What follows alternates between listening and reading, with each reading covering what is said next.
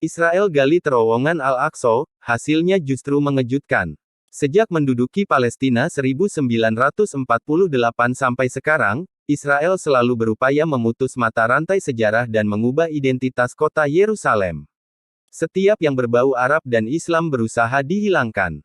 Tidak cukup hanya dengan menghancurkan rumah-rumah dan mengusir penduduknya, tetapi mereka berusaha mengubah tempat-tempat bersejarah yang lekat dengan Arab dan Islam, sehingga Yerusalem akan berubah wajah yang tidak dikenali lagi oleh penduduk aslinya.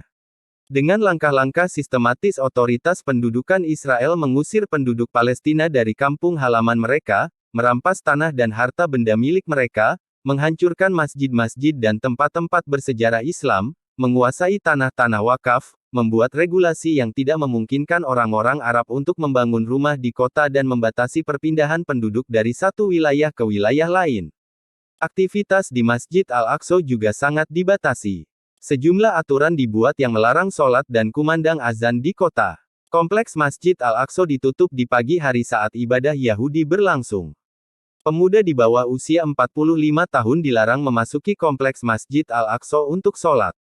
Selain itu, penggalian besar-besaran terus berlangsung di bawah tanah Masjid Al-Aqsa, dengan dalih mencari jejak Haikal Sulaiman. Padahal, tidak ada satupun bukti arkeologi menunjukkan Tempel Sulaiman ada di situ. UNESCO dan sejumlah ahli arkeologi menentang. Tapi, penggalian terus berlangsung. Bahkan, terowongan yang banyak itu sudah seperti kota di bawah tanah.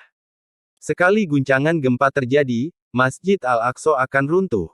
William Dirambel, seperti dikutip Ahmad Sousah dalam bukunya Sejarah Arab dan Yahudi, mengomentari upaya penggalian otoritas Zionis dengan mengatakan, menurut perkiraan banyak ahli, Tempel Sulaiman berada dekat pagar Masjid Qubat Al-Sahrah. Penggalian pun dilakukan untuk mencari puing-puing kuil Sulaiman.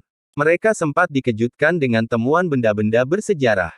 Tetapi, tak lama kemudian terdiam. Puing-puing bangunan yang ditemukan ternyata hanyalah sisa-sisa bangunan istana salah seorang penguasa dinasti Umayyah. Jadi, tidak benar kalau Yahudi punya cerita masa lalu untuk membangun masa depan di situ. Berdasarkan uraian di atas, dari segi kesejarahan Yerusalem adalah kota yang didirikan bangsa Arab, sejak 6.000 tahun yang lalu, jauh sebelum bangsa dan ajaran Yahudi muncul. Keberadaan bangsa Yahudi di Yerusalem hanya berlangsung 415 tahun, yang puncaknya pada masa Daud dan Sulaiman, abad ke-10 sebelum Masehi. Jauh setelah Yerusalem dibangun oleh bangsa Arab. Oleh karenanya, pendudukan Israel dan upaya menghilangkan identitas kearaban Palestina bukan saja melanggar resolusi PBB dan hukum internasional, tetapi juga bertentangan dengan fakta sejarah. Silih berganti penguasa kota datang.